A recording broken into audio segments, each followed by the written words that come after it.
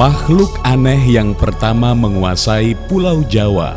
Indonesia terdiri dari ribuan pulau, maka sudah tentu memiliki latar belakang penghuni yang sangat beragam. Hanya untuk mengurai asal-usul penduduk satu pulau saja, seringkali tidak mampu mengungkap secara tuntas karena keterbatasan data sejarah. Ambil saja salah satu suku terbesar di Indonesia, yaitu suku Jawa. Suku ini tersebar di hampir semua pulau di Indonesia. Namun, untuk menelusuri asal-usulnya bukanlah perkara gampang. Ada banyak pendapat dan berbagai teori. Dalam catatan-catatan kitab Hindu kuno, seperti dikutip Cep R.P. Suyono dalam Dunia Mistik Orang Jawa, pada tahun 2009, tanggal 15 hingga 16, dikisahkan bahwa pada 450 sebelum Masehi hingga 78 Masehi, nenek moyang suku Jawa dari Coromandel mulai berdatangan. Pada masa itu, Jawa masih diliputi hutan belantara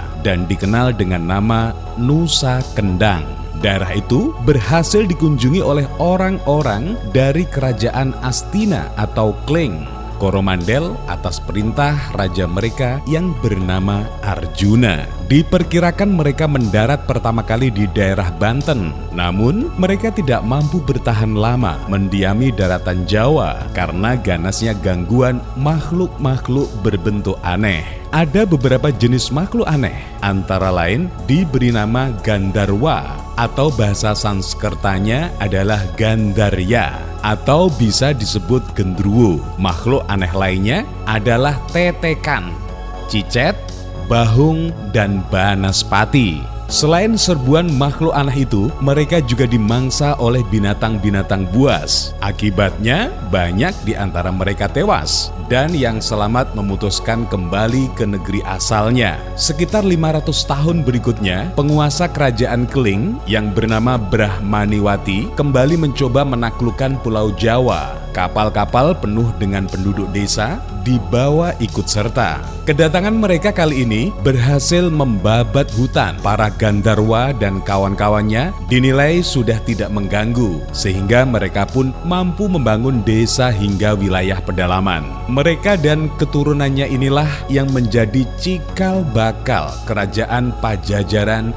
di Pulau Jawa Barat. Dari keturunan mereka ini pula diduga menjadi cikal bakal suku Sunda yang hingga kini mendominasi masyarakat di Provinsi Jawa Barat. Selain dari kitab Hindu kuno, kisah tentang para pendatang dan nenek moyang orang Jawa juga dapat diketahui dari literatur kuno lainnya seperti Babat Tanah Jawa dan Serat Kuno Keraton Malang. Namun, pada prinsipnya, semua mengatakan hal yang sama, bahwa pada masa awal didatangi, Pulau Jawa masih berupa hutan belantara dan dihuni oleh makhluk-makhluk aneh serta binatang buas. Menurut pemaparan Sri Wantala Ahmad dalam Asal-Usul dan Sejarah Orang Jawa pada tahun 2017, tanggal 18 hingga 24, untuk mengetahui asal-usul orang Jawa harus mempertimbangkan banyak sumber. Sumber-sumber itu antara lain hasil kajian dari arkeolog, penelitian para sejarawan, literatur kuno tentang Jawa seperti Babat Tanah Jawa, Serat Kuno Keraton Malang, surat-surat kuno dari India, Cina,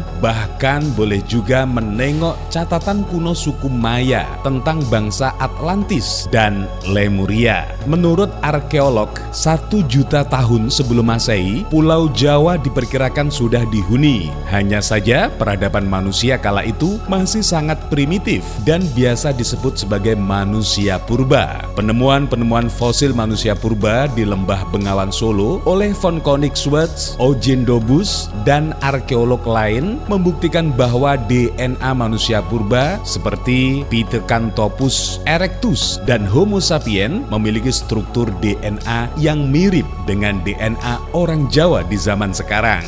Manusia purba berjenis Homo erectus di Dusun Trinil, Kawu, Kedunggalar, Ngawi, Jawa Timur oleh Eugen Dobus memperkuat teori ini. Padahal mereka diperkirakan hidup pada 700.000 tahun sebelum Masehi. Hanya saja jenis manusia purba ini bisa dikatakan masih menyerupai kera, berjalan tegak, yang artinya peradabannya masih sangatlah jauh dengan manusia modern. pertanyaannya, apakah mereka kemudian berevolusi dan menjadi manusia modern? Apakah mereka kemudian punah? Atau mereka inilah yang disebut makhluk aneh tatkala nenek moyang dan Coromandel datang ke Jawa Barat? Nah, sebagian arkeolog berpendapat bahwa mayoritas manusia purba ini mengalami kepunahan ketika Gunung Lawu Purba, Gunung Kelut Purba, Gunung Krakatau Purba, dan Gunung Berapi Purba lainnya di Pulau Jawa meletus. Kalaupun ada yang selamat dari letusan-letusan itu, diperkirakan mereka kemudian berhadapan dengan para pendatang di negeri lain.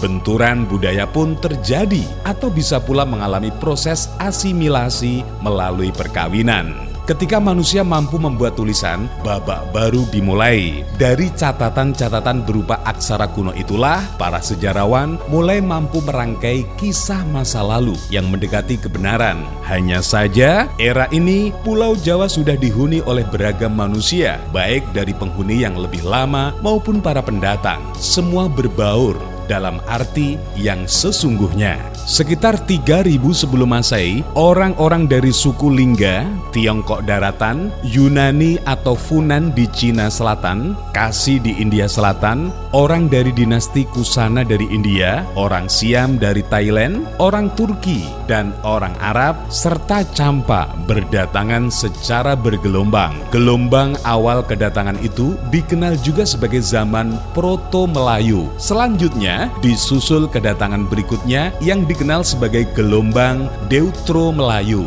Semua pendatang itu membawa peradaban yang jauh lebih maju dibandingkan dengan penduduk Pulau Jawa yang lebih dulu menghuni. Dari mereka inilah kemudian mulai dikenal teknik pelayaran, ladang, sawah, dan sistem kampung. Dan tatkala mereka berbaur dan saling kawin-mawin, akan sangat sulit untuk bisa membedakan kemurnian darah. Niscaya tidak bisa lagi menelusuri mana yang murni berasal dari Cina, India, Turki, dan Arab. Dengan demikian, semua orang di Pulau Jawa masa kini, entah bersuku Jawa, Sunda, Baduy, Tengger, maupun suku Jawa lainnya, sebaiknya sadar bahwa dalam tubuh bisa jadi ada campuran darah Cina, India, Siam, Arab, maupun Turki.